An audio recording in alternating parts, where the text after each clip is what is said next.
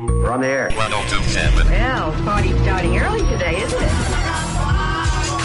have clearance, Clarence. Roger. What's our vector, Victor? Hello, sports fans, and welcome to Live at 5. It's Live at 5, and it's brought to you by Foreman Watson Holtree, FWHlegal.com. And now, your host for Live at 5, Stephen A. Turner. What's up, and welcome to Live at 5, brought to you by Foreman Watson Holtree, dedicated to you, committed to justice. That's FWHlegal.com. Stephen A. Turner here in the Floor Concept Studios, joined by the coach, Vic Evans. What's up, man? Man, it's I'm getting kind of, as we do these football previews, I'm starting to get more and more excited for the season. We've got a great show lined up for you today. We got Ohio County head football coach Terry Moeller, and thanks to the coaches, because scraping these things together, trying to get everybody scheduled is not the easiest in the world, but the coaches have been very accommodating, including Meade County head coach Larry Mofield, you hear from in segment 3.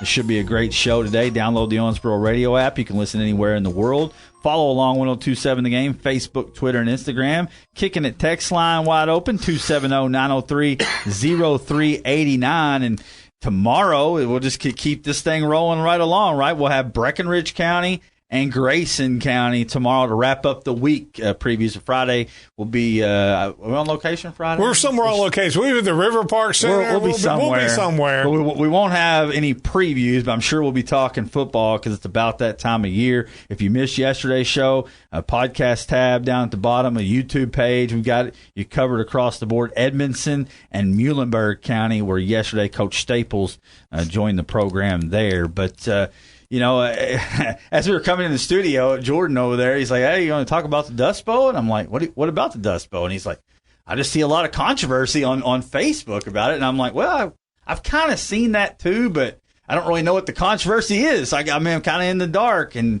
it's a shame because I feel like the Dust Bowl, but it's like a lot of things, right? A lot of things used to be great. Yes. And it's hard to maintain that because things change. I mean, AAU changes things. A lot of different factors. I mean, and I'm not trying to throw anybody that runs a Dust Bowl under the bus because I know how it is. I organized one game one time, and it was literally a 2-hour window, and it's the hardest thing I've ever done in my life, and that's not a joke. I mean, that was really hard. I can't imagine organizing a week-long event year after year after with year multiple after year. age groups and multiple divisions and all that. And the red tape that comes with that, I would want no part of it. But, I mean, the Dust Bowl, what it used to be and what it is now, it's not the same. I mean, well, I'm like you. I don't know if it'll ever be the same. When you think about the Dust Bowl and all the years, back then there wasn't AAU ball, and that was kind of the grand opening to kind of highlight the preview, what was coming up, in the high school division, and also college guys.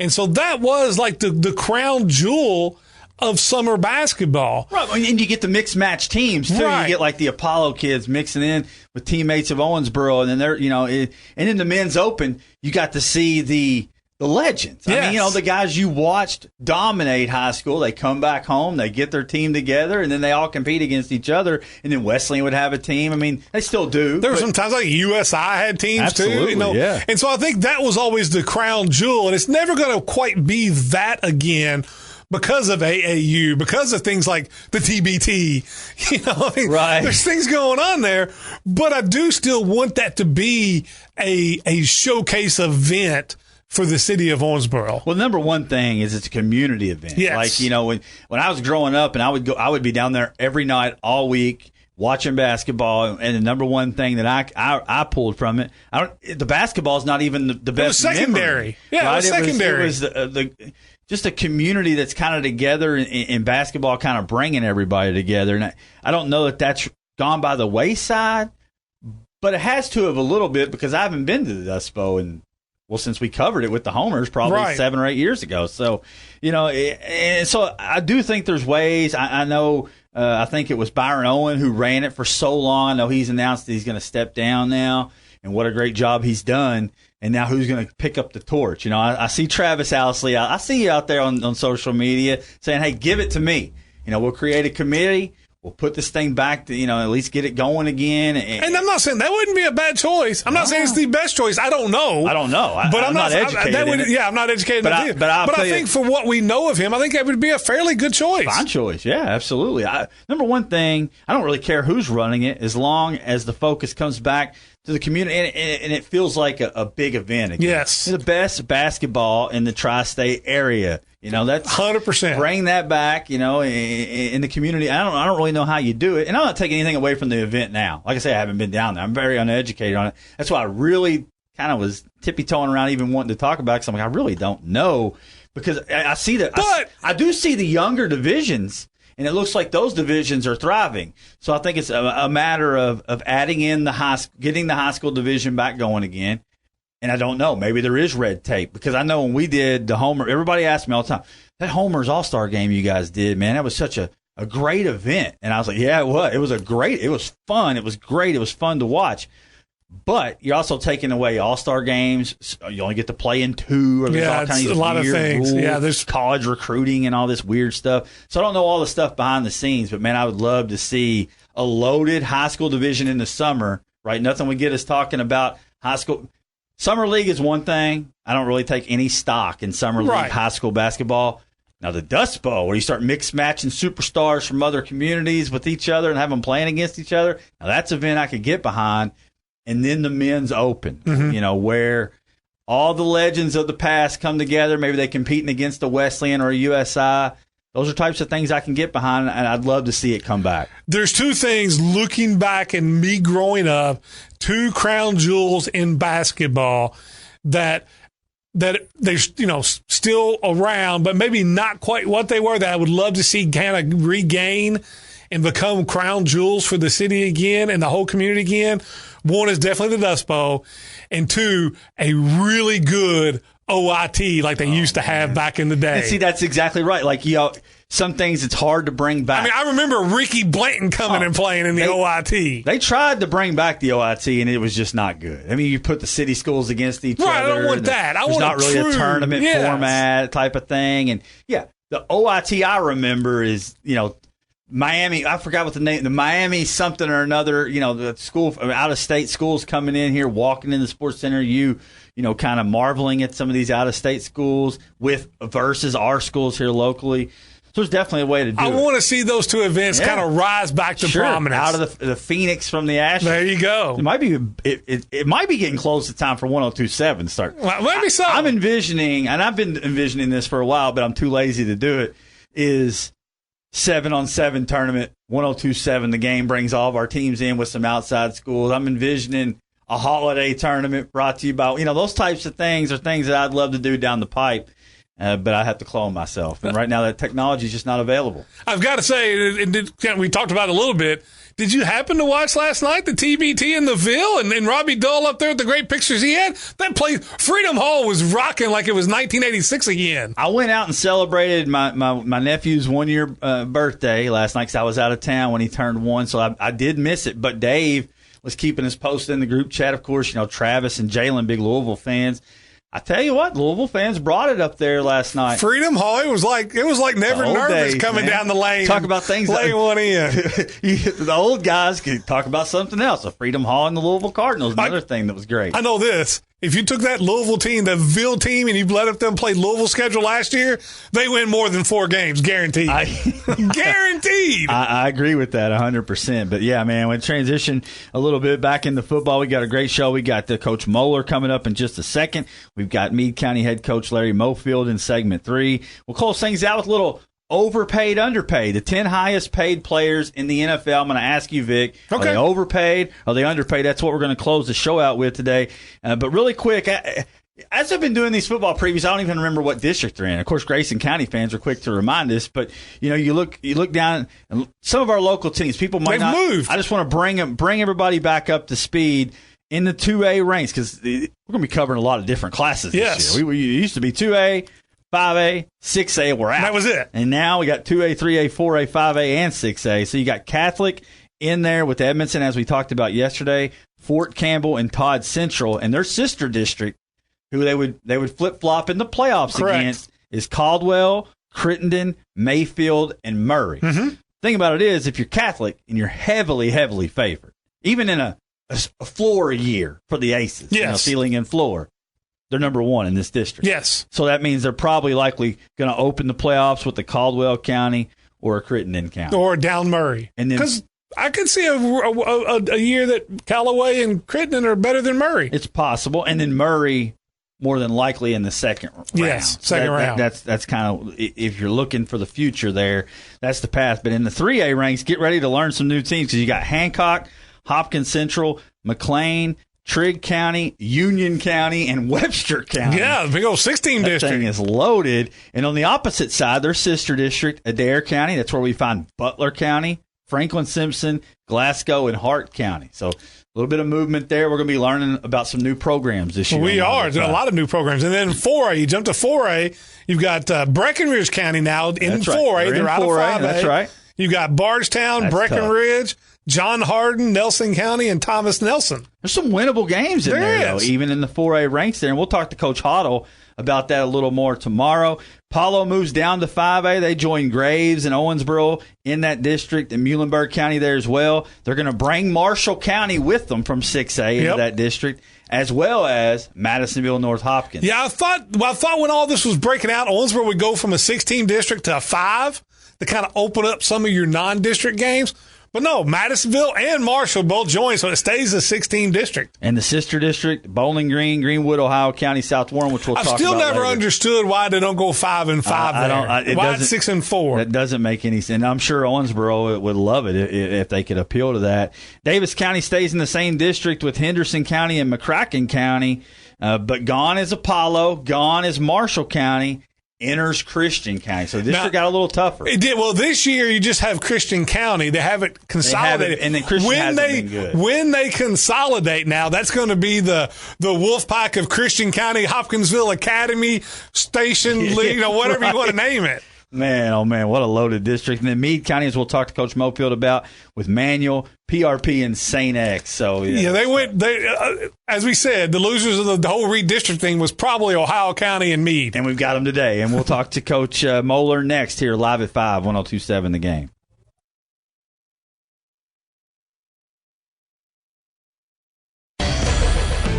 Local sports at its finest, live at 5 with Stephen A. Turner and Vic Evans on 102.7 The Game. Live at 5 brought to you by Foreman Watson Holtry, FWHlegal.com. Time to head to the Green River Area Federal Credit Union hotline right now and get Ohio County head coach Terry Moeller. Coach, welcome to Live at 5. Thank you for having me. I appreciate it. Absolutely, man. How's the summer going? Ohio County football coming off a 3-7 season last year. This is your second season there in the program. Talk about your summer and laying that foundation that, it's your vision for that program in Ohio County. Well, obviously our vision is to be a state contender someday. So with that being the vision, we have a lot of work to do. And so our summer is still based targeted toward fundamentals and trying to get kids interested in the program. And we think we've done a couple of things to help that out. One thing, Coach, last year you got a bunch of new players to come out for football that maybe hadn't in the past. How's that going? Are you still getting the numbers that you want to see? Well, our numbers have been kind of pretty steady in terms of we're reaching the by the time the school year starts, we hope to have 50 on our roster. But again, we're getting new kids that are coming out playing football for the first time. And so there's quite a learning curve associated with that. And I've never been just a numbers person. I mean, obviously you want to come down to people who are football players. But yes, we have new players, and that's kind of repeating itself again this year. Yeah, and Coach, some of the visions that you have for your off season. What are some of the work that's gone on behind the scenes after you got 1 year under your belt now as you start to prepare for year 2? What were some of the off season goals for you guys?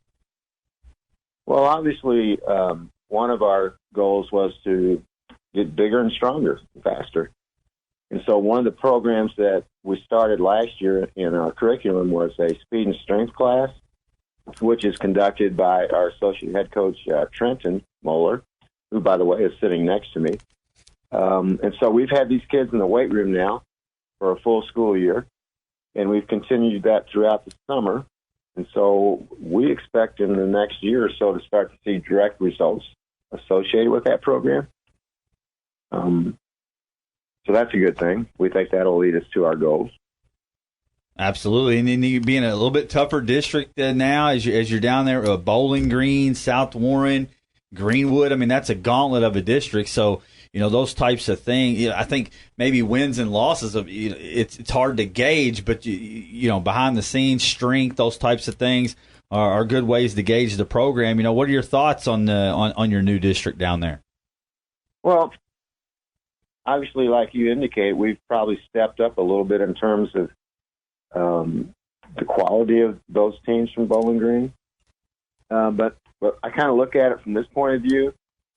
Those are 3 games. We have the capability then of scheduling 7 other games that we hope we can be initially competitive in, and then we'll build our program, and then hopefully as time passes, we're competitive with those schools as well. As you're looking forward, Coach, getting ready for that August 18th, opening night, offensively, who are you kind of going to be your offensive leaders coming into the offense this year? Well, that may be a surprise. Oh, yeah. I like it. Yeah. We lost quite a bit through graduation in terms of our skilled kids. And also our quarterback situation came open because of a young man who decided not to play football this year. So we have a senior quarterback who has never taken a snap before, at least competitively. And we have very young running backs. So we're anxious and hoping and looking forward to the start of the season to see where those kids are going to fall.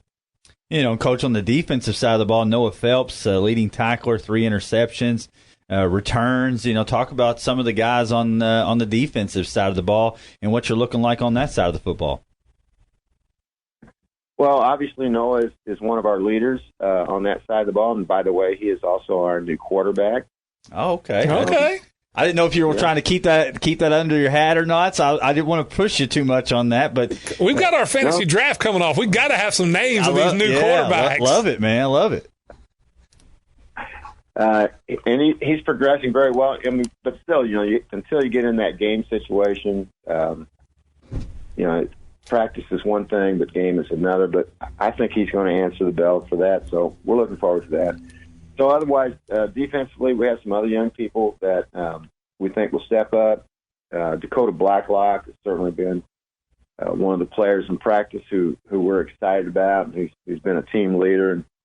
And the weight program, strength program, really helped this young man. He's a lot stronger than he was last year.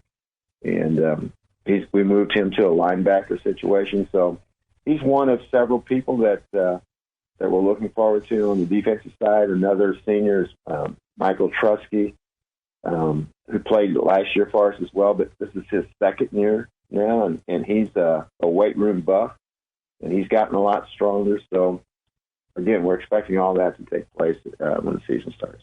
As we're talking to Coach Moeller, the high school head football coach, Ohio County High School, and Coach, you talk about a lot of young kids coming in, but it's a brand new facility out there in Ohio County. Talk about the new facility there and the new turf going in. Well, we're very grateful to our superintendent and the Board of Education who have stepped up and provided us with a turf field, and it is awesome. It looks awesome. It does look awesome. It's beautiful. And we were able to get on it when we came off the dead period, and I think it just sparked our kids, just the way they work on the field, and it's just been a real positive addition to our program. And that's the kinds of things that will build our program. And like I said, we're very grateful as a football community that the administration sees the value of that type of facility, not only for the football team, but for the community. And the fact that that field can now be used for other curriculum purposes within the PE department. So it's a valuable addition to our program. Yeah, and a beautiful facility. We got to see some pictures of it. Looking forward to getting over there on a Friday night over there in Ohio County. And now as you guys got the pads on, you start to gear towards the season. Who you got lined up for your scrimmages before the season starts? Well, we have Franklin Simpson, who will be here on the 4th of August, and then also Russellville will be here on the 11th. So I wanted to have 2 home scrimmages on our new turf.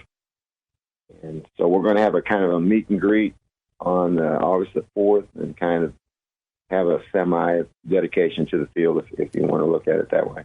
Absolutely. It's always good to get that, that the community involved before the season starts.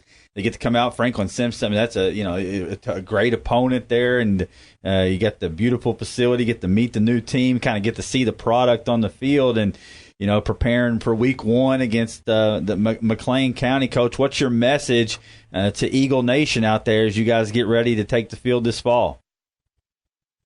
Well, number one, we're going to work very hard to prepare for those Friday night games, and we just want people to come and support our kids, and to be this is a community event. I always look at the football season as the lead-in to the school year for the whole school in terms of just building up excitement about the school year and the athletic program. Well, Coach, thank you so much for giving us some time. I know how busy it is in the summer, and looking forward to seeing the Eagles coming up this fall.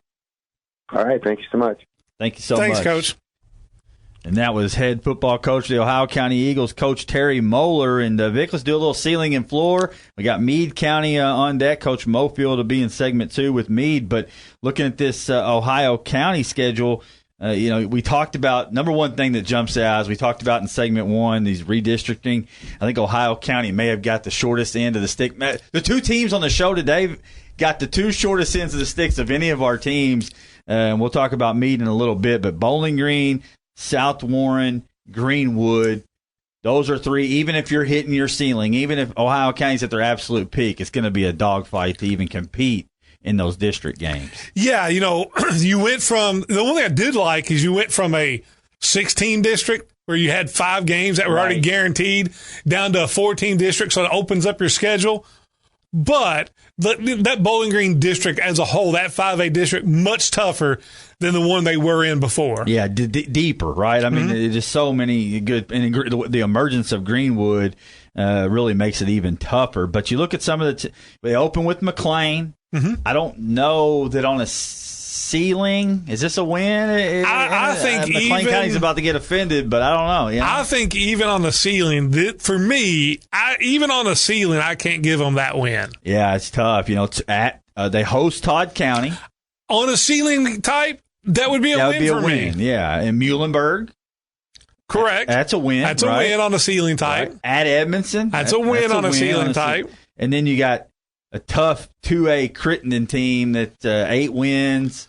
Well, they did that in 1A now. They're moving up. Right, coming up. But we're talking also about a team that was like in the state semifinals just a couple of years ago in A. That would probably be on a ceiling. I would call that one a toss-up. Right, okay. Maybe, but probably leaning more towards Crittenden. But on the ceiling, I'm going to give them that win. I'm going to give them their 4th win. Okay, all right. And then Butler County would be another one at Butler County, and the way they've been playing. I think I got ceiling kind of to you. If you're going to give them Crittenden, you don't give them Butler. If you're going to give them Butler, you don't give them Crittenden. So I think what we're discussing is a 4-win and I guess I think a tremendous season, the highest ceiling of ceilings. This is the Sistine Chapel of ceilings. Right. Would be 5-5. I agree. But I think 4 is the right place to put them. Right. On a peak year. And then, unfortunately, I think 0 would be the place to put them on a down year. I would think the floor 0 or the absolute basement would be 0, and then maybe another little level there at 1 or 2. See, but yes. That's why I love to have coaches, because we learned today that Noah Phelps will at least get the first crack at being QB1, and we know what he does defensively. He's a tremendous defensive player. Now he's going to lead the offense and the defense. It's going to be interesting. It's a lot to ask, but these kids around here, tough, man. You're hearing that a lot from some area schools. I know Davis County with Crow, they're looking to do that with him as well. But man, losing Matthew Smith, losing Jalen Walker, It's going to be interesting to see. They'll have some younger guys, but we'll see if they can replace that production. Yeah, the skilled position guys was hit hard by graduation. You're talking about Smith and Walker. Talking about their speed. What were they, 1-2 in stolen bases last year in baseball? So it's a lot of speed and a lot of production you're losing offensively.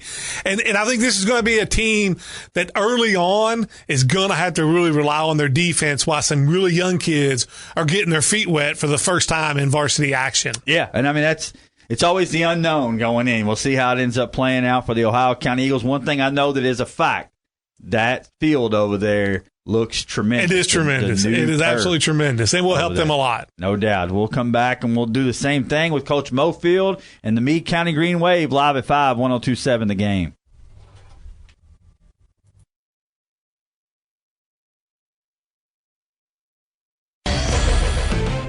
And now, more Live at 5 with Stephen A. Turner and Vic Evans on 102.7 The Game. Live at 5 brought to you by Foreman Watson Holtry, FWHlegal.com here in the Floor Concept Studios. Time to keep these football previews pumping along. Let's go to the Green River Area Federal Credit Union hotline and get Meade County head football coach Larry Mofield. Coach, welcome to Live at 5. Hey, thanks, guys. Thanks for having me. Absolutely. Thanks for the coverage. Man, we love our folks down in Meade County. When we were doing the homers way back in the day, it was Meade County that rallied around us and kind of got us our first media credentials and kind of put us on the map. So Meade County is always near and dear to my heart. And you guys coming off a great year last year. I thought 6-win season, a playoff victory under your belts. Talk about sustaining that momentum from last year. I know there's going to be some changes there, some graduation, but sustaining that momentum into this season. Well, we had been down for several years, and I say down, we hadn't had a winning record in a while, but we've had some all during that time. There's several factors that have gone into that. We still had a great bunch of kids that worked hard, came to work every day, but last year's group was a special group. We didn't have a lot of seniors, but the seniors we had were tremendous leaders for us. And we challenged them to try to get the program back on solid footing. And they did a great job. We were, up front, we had 3 seniors that started in the middle, Dylan Bratcher, Nick Finn, and Taylor. And all those kids were good offensive linemen, and they gave us a good push up front. We were led by Andrew Millay.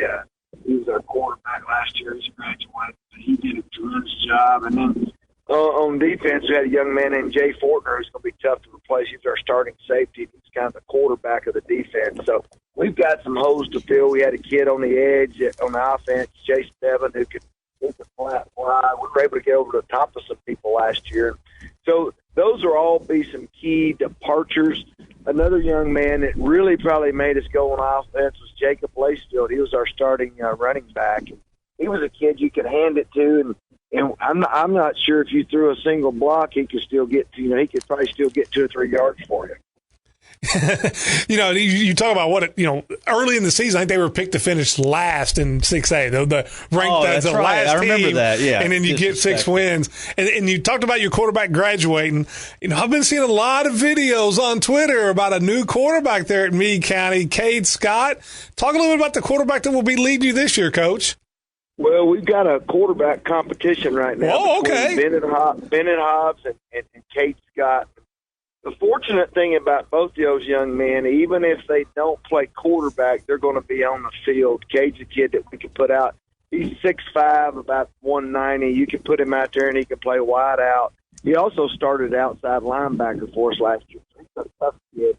He's been in the mix in 6A football. Now, outside linebacker's a little different quarterback, but still, he knows the level of competition that we have to play against. Bennett Hobbs was our starting safety last year and didn't get a chance to play much quarterback because Andrew Millay had done such a good job for us. But, it's nice to have those two guys in there competing. And whoever gets the starting nod, right now we probably don't know that. But I think both of them are kids that want to win. And you never know. I mean, I'm not sure you can ever have enough quarterbacks, the schedule we play, there's some opportunities to get beat and banged up a little bit, so you better have more than one. So we're excited about both of them. They're both tremendous young men. I think their character is one of the best things about them. They're both the kind of great character kids. They don't miss practice. They work hard, and they both come from good families. So it's exciting to coach both of them. Well, Coach, you can just send me a private text who got the start before our fantasy football draft. That's all I ask. All right, that'd be fine. I love it. You mentioned Lacefield, Coach. Talk about the guy, maybe take multiple guys to replace somebody like Lacefield. We don't ever say replace. We always say follow. So who are some of the guys you think that'll be carrying the mail for you on the offensive side? Well, that was going to be, we thought, like a three-pronged attack there until the spring. Last spring, we lost one of our best football players, and ironically, he was just a freshman last year. His name's Wyatt Rainey. He had about 100. He had 100-plus tackles. He's unbelievable for a freshman in 6A football. Got very little recognition. Maybe it's because you don't see too many freshmen have that kind of impact. But he was going to have a tremendous year this year. He sustained an injury, kind of a flukish injury in spring practice, doing a drill that was probably non-contact, about half speed. Hurt his knee. We hope to have him back at some point this year. We don't know when. But anyway, he was going to be one of those three. So without him, we're down to maybe two kids. Stone Redmond, who's a starting inside linebacker / running back, he will probably carry the ball. The one right now that's probably the leading candidate is a young man named Andon Dixon. And Andon will be a junior. He's about 6 foot, 205. Andon has a tremendous amount of potential, but he's going to be a kid that's going to have to carry it back there for us potentially 20 to 25 times a game.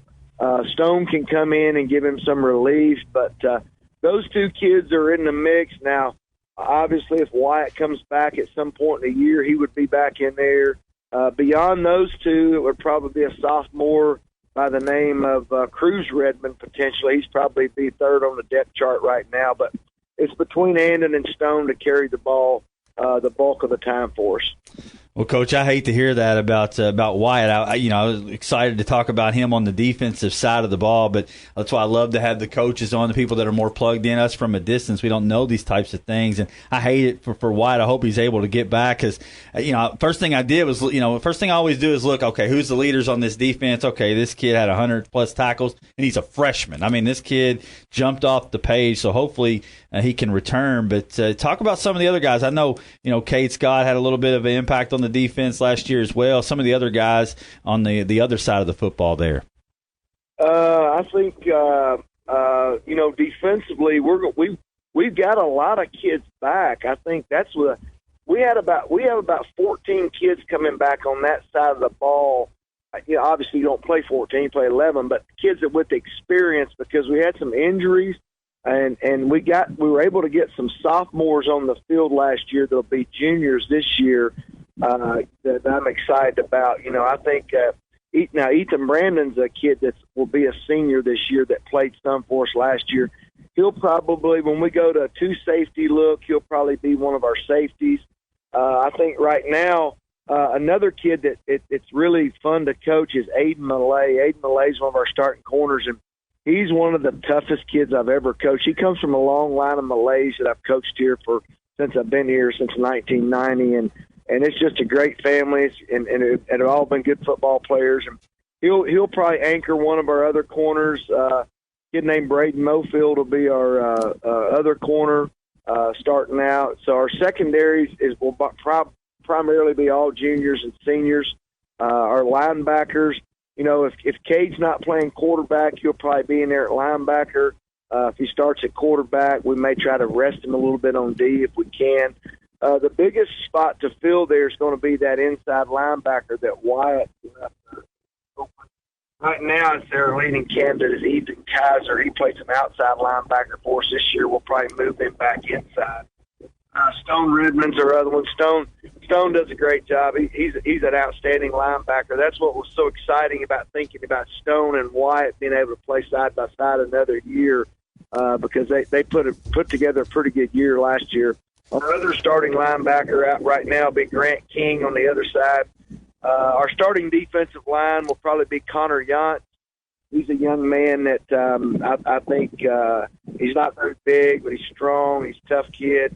Thomas Fox is will be another starter on there. He's one of the best football players I've coached in 34 years I've been here. He reminds me of a kid we had years ago when we were really good, the kid named Chris Rowe. He really has a lot of similarities to him. A young man named Luke Newsom will probably be our starting nose. So, and then we've got some replacements in there. But our defense, we won't be very big, but I feel like we're somewhat athletic. I think our kids hopefully will be physical and make some plays. I do think, now obviously us compared to a school like Owensboro High School or someone like that, we're obviously not as athletic as them. But for Meade County, we're a little bit more. The last couple of years, we've been more athletic than we've been in a long time. And it's fun because we've got some kids, especially on offense, we feel like they can catch the ball, and that's fun too. So I think we've gone to more of a spread attack the last few years away from the wing tee, and it's been exciting to coach. I was talking to Coach Mofield, head football coach, Meade County. And Coach, when you look at the whole redistricting, you went from one district to your new district having Manual, PRP, and St. X. I guess if there was winners and losers in redistricting, may have got a little tougher district for yourself. We did, things like that happen sometimes. I think some people were frustrated about it, and here's the thing: if you're ever going to be any good in 6A football, you're going to have to go through those guys anyway. So I guess you can kind of pick it. When do you want to play them? Obviously, I feel like if we're fortunate enough to be able to compete with those guys, that means we probably got a pretty good football team. Absolutely. And I don't know. I mean, obviously, St. X is St. X, and I'm not living in no fantasy land. They're going to be outstanding. Manual's outstanding. PRP, Coach Williams does a great job there. So anyway, we're going to show up and compete. I mean, I told our coaches, I said, there's two things we can do. We can lay down and quit, or we can and strap our boots up and tie our cleats, fasten everything up, and go at it. Because us quitting and laying down is not what we are about. So we're not going to start that now. And so we've gotten beyond that. We know what we're up against, and at least for 2 years, that's what we got to do. And we'll go in there. We're going to give it our best shot. We even without those guys on the schedule, we've got a tremendous schedule. We play several Owensboro schools. We got Bullitt East, defending state champion over there. We play Central Hardin, who's coached by Tim Magley, one of my former assistants, who's one of the best coaches in the state of Kentucky. I mean, we got a tremendous schedule, and then you go and add St. X and Manual and PRP. It just got tougher. So we're going to show up every week and try to compete, and hopefully we can stay healthy. And I think our kids are excited about it. And that was one thing that was refreshing to them. None of them. We didn't have any kids quit because we had to sign up and play those three teams. They're all still out there, and I hope they'll go out there and compete hard. I'm going to have to teach you that Jim Harbaugh scheduling. That's what I'm going to have to do. Yeah. Teach you how to schedule like Jim Harbaugh for Michigan. Well, yeah.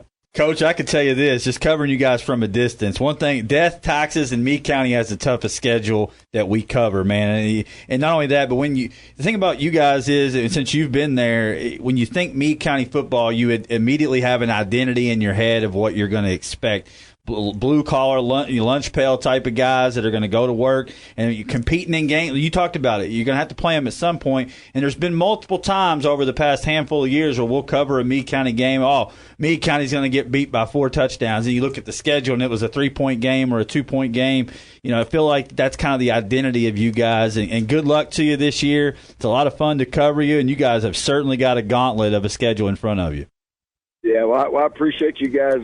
Appreciate you guys giving us me the opportunity to come on and talk about our program and our kids. Absolutely. Thank you so much, Coach. Thank you, guys. That's Coach Larry Mofield.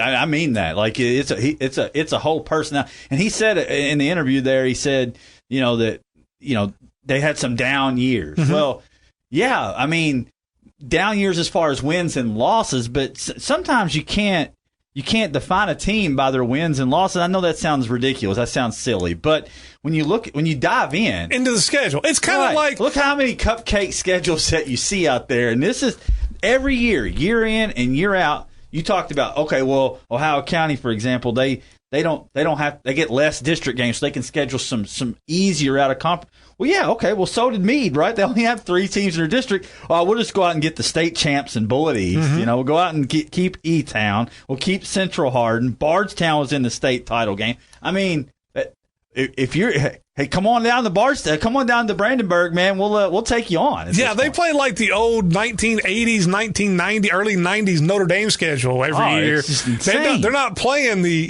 Louisville Cardinal or the Michigan Wolverine schedule. It's a you better bring your lunch pail every night. Well, let's run through ceiling and floor. Okay. And it's a gauntlet. It is a gauntlet. And I didn't even mention who they open with, which is at Henderson County. They're already down 14.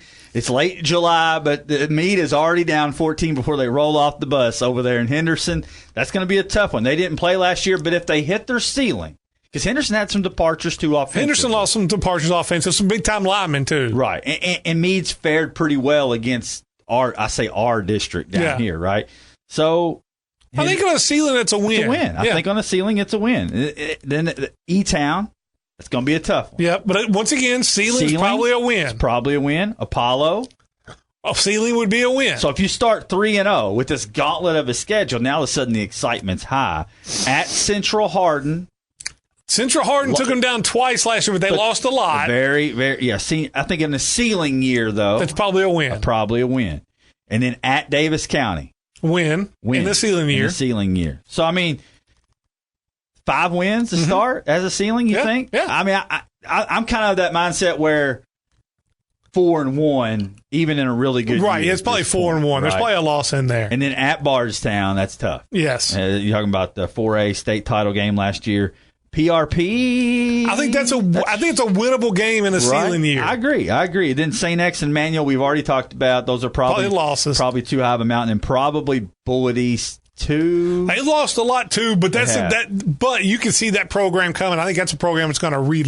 They may not be 6A state champs again, but I think it's going to be a program that's going to be good year in, year out. So ceiling, I'm going to say 6. 6 is probably right. 6 would be an incredible year with this schedule. Yes. If you could match what you did last year with what you lost production-wise, including Rainey, who that's a gut shot. Yes, there, it from is. A freshman who was an all-state type of player. So I'm going to go 6.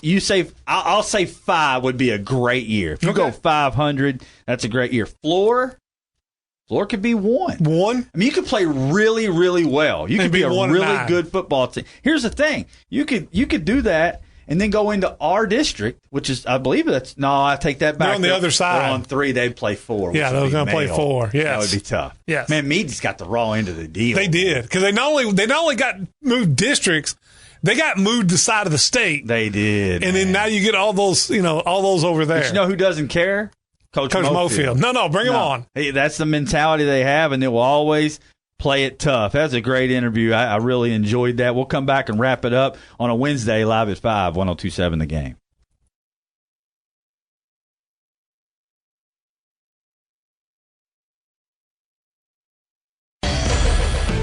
Local sports at its finest, live at 5 with Stephen A. Turner and Vic Evans on 102.7 The Game. Live at 5, brought to you by Foreman Watson Holtry, FWHlegal.com. Big thanks to our coaches today, Coach Moeller, Coach Mofield.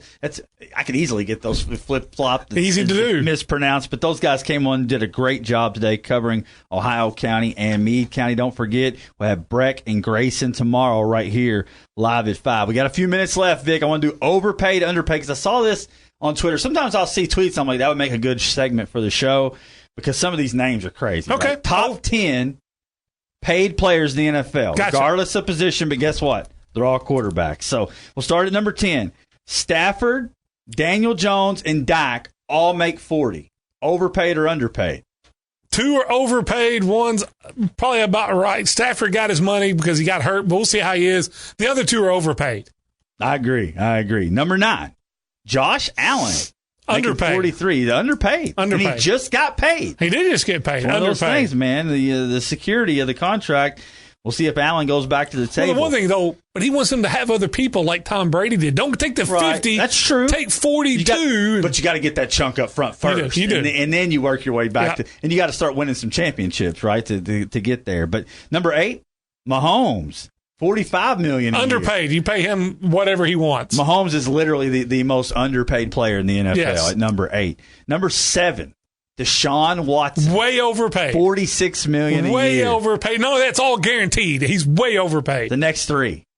Kyler Murray, Overpaid. 46.1. Overpaid. Russell Wilson, 48.5. Way overpaid. So you got Russell Wilson, Kyler Murray, and Deshaun Watson as 5th, 6th, and 7th highest paid players in the league. Mm-hmm. That's terrible. It tells you whatever people, they reach for quarterbacks and overpay them. That is rough. What about number 4 is an interesting question. Aaron Rodgers, number 4 at 50.2. I think he's overpaid. He wouldn't be overpaid if he goes and wins the Super Bowl. Correct. That's correct. I think right now he's overpaid. I'm going to say he's just about right. Okay. I'm going to say number 4. I'd pay Aaron Rodgers. I'm not sure any of them's worth $50 million. That's a quarter. What does it mean? That's like a quarter of your salary cap. Right. Well, 4th highest paid in the league. I think that's fair for Aaron Rodgers. Okay. He could be a guy that could take you to a championship. Number 3 is an interesting one too. Jalen Hurts, 51 a year. This is probably what you're going to have to pay him to sign him to a long-term deal. You don't want to lose him. You don't want to lose him. I'm going to say it's right on. Just about right. Not overpaid, not underpaid. It's just right. But that's one that you look like when Russell Wilson got his money and the wheels fell off. Hurts has only done it for like a year and a half. I'm still a little leery, but I do think he's going to be a big-time quarterback. And he moves around a lot, so you wonder about durability with him. But, giving him that money right now, I think it is just right. Number 2. Lamar Jackson. Overpaid. 52 a year. Overpaid. Man, that's a lot. That is a lot of money. Number 2 in the league. Correct. Now, his holdout is maybe the only one that's ever worked in history. Here's the thing, though, history. Here's the thing about quarterbacks. It's not really how good you are. It's when your contract came up. That's true. And so the number 1 and number 2's contract just came up. And number 1 is Herbert. Overpaid. $52.5 million a year. Overpaid. But I will say this. I saw this stat. For quarterbacks who's played as long as he has, what is this? He's in his going into his 4th year. Number 2 all-time in yards passing behind Dan Marino. Number 2 all-time in touchdown passes behind Dan Marino. The only quarterback in the NFL that gets to use stats. Hold on. You didn't let me finish. Now, it's a little different because they throw the ball a lot more now. I'm not a Herbert guy. He's overpaid. Yeah, I think he's overpaid. He has potential to be. He does. And next year, this list will change. But it is an interesting It's all about list. when your contract comes up, not how good you are. Top 10 players. Hey, join us tomorrow. We'll have some more football previews. Grayson and Breck. We'll see you then live at 5. You've been listening to Live at 5 on 102.7 The Game. Special thanks to Foreman Watson Hultree for sponsoring the preceding broadcast. FWHlegal.com. Tune in next time for Live at 5 on 102.7 The Game.